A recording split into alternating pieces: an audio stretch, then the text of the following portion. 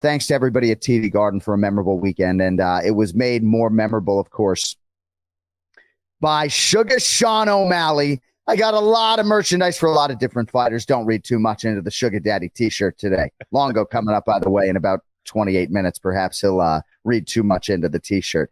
Ken Flo, there is a new UFC bantamweight champion. It's Sugar Sean O'Malley. Doubt him at your own peril. Sometimes I wonder aloud why these guys that look to me like special strikers don't seem to get the respect from either the fan base or their fellow fighters. Got to respect him now. Sean O'Malley's the new king, Ken Flo. No question about it, John. I think that we often doubt them, myself included, because grappling is such a key component to the game.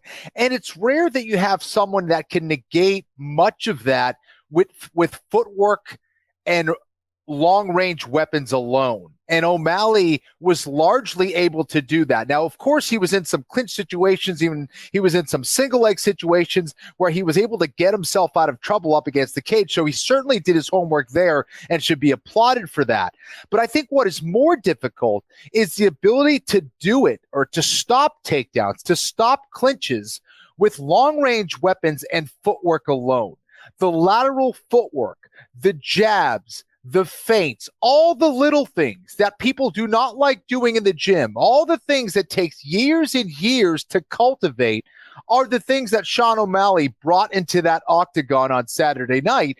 And Aljo looked frustrated. He looked confused. And that's what got him to get a little bit too greedy, a little bit too anxious, and he threw himself out of position. Now, against 90% of the people in the UFC, and a probably even higher percentage of that in the bantamweight division, which is absolutely ridiculous, by the way, it would have worked. It would have been just fine. But when you have a guy who knows how to counter, who knows how to move just out of reach and land an absolute laser wherever he wants, whenever he wants to, it spells trouble. And I was just mesmerized by that replay of I've probably seen it 1,000 times, John. And the way I saw it is, if it was going to go down, if O'Malley was going to win, it was going to be that shot. He's just so brilliant at throwing it.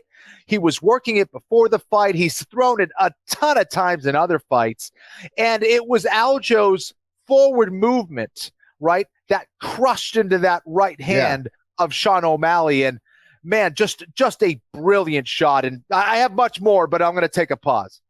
So Sean O'Malley's a special athlete, and I'd imagine that's part of the quotient as well. When you talk about the feints and the sophistication of his striking game, there is a new wave of talent as far as the striking is concerned. And I certainly hesitate to call Israel Adesanya new wave, because he's been striking forever. But if you're talking about the 10 most sophisticated layered strikers, or 10 best strikers in the UFC, when you combine assets and traits, I mean, I speak superlatively about Ian Gary and Sean O'Malley, and oftentimes I get far more sophisticated MMA minds than me, shucking me off. So how special an athlete are you? I mean, I understand the work ethic, and we'll get into his torn muscle and the rib cartilage and all of that, but how special an athlete are we dealing with, and how much of it is just that, this kid's like Patrick Mahomes with his little fucking fade back right hand? Yeah, listen, I think that he's much more than that, right? Because it's all the things that lead to that fade back right hand. And I think that he had a partner in Aljo that did make some mistakes, of course, right? But again, that's something that has been working for him time and time again.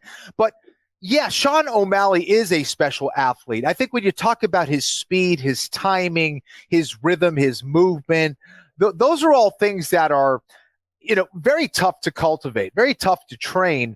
And then, of course, he was gifted with tremendous length, with reach, with height in the division where you just don't see that. And the fact that he's then able to utilize that and execute on that level is really what makes him special. So, and again, similar to Izzy, you get a guy who is very tall for the division, who knows how to utilize those long-range weapons at a very, very high level, and that spells disaster for the opposition. But in regards to Aljo, I've heard a lot of people say, well, he overextended himself. What the hell does that mean? It's like if he's throwing a strike Does that mean he's overextending himself? Well, to me, what it means is he's throwing himself out of position. He got his head a little bit too far over his hips. His hands were not up.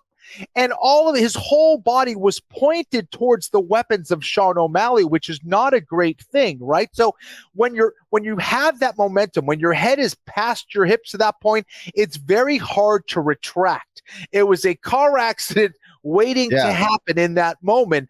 And O'Malley is just way too damn good with his speed, with his timing, with his weapons for you to do that to him. So again, it was a perfect disaster. And it's another reminder that MMA is the sport where dreams get realized or they get crushed. And that's exactly what happened in that main event. Ray Longo is one of my dearest friends, and I'm a little anxious for the Ray Longo minute today because the first thing Aljamain Sterling said on the microphone was that he underestimated Sean O'Malley. And I'm sitting here thinking, like, what?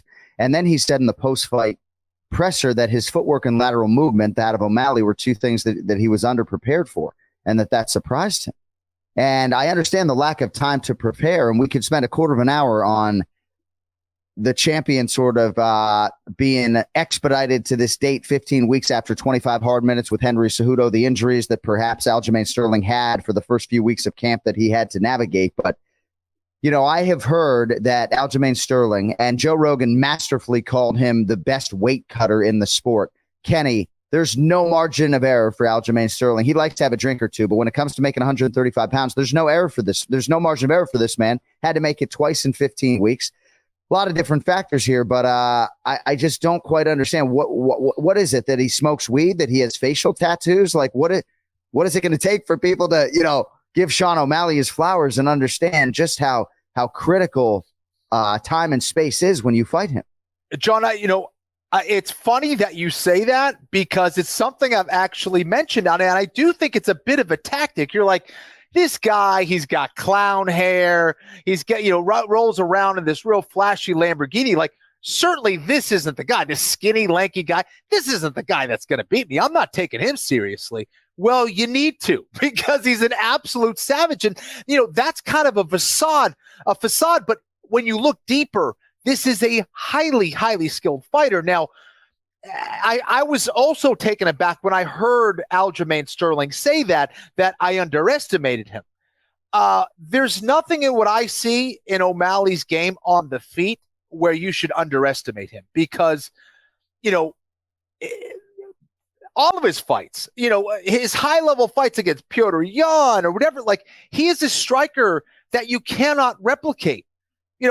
For me, Aljamain, I'd love to know who he was sparring with. First of all, who do you find that can fight like Sean O'Malley, and who did you bring in? Because if you're going in there and you're getting hard sparring against Merab or getting hard sparring against these other guys, that's great, hard sparring, but that is not Sean O'Malley. And you need to find someone that is as close to that man as you can, because to me, when Aljo walked out to that fight in round one, he looked completely confused. He didn't know what to do. He was trying to get a handle on him.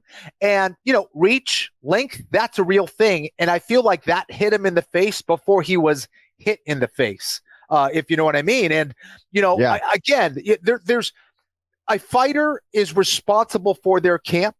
Of course, coaches are responsible for that as well, and who you bring in and all those things. Managers, perhaps, right? Yeah. They definitely take. So I guess I wonder, as a team, as a unit, what kind of lesson learned this is going to be for the future, because, you do your homework, you watch your video, but then how well you prepare and who you bring in for that fight is so damn crucial. These aren't little regional fights. This is the UFC at the world championship level. So you can't mess about.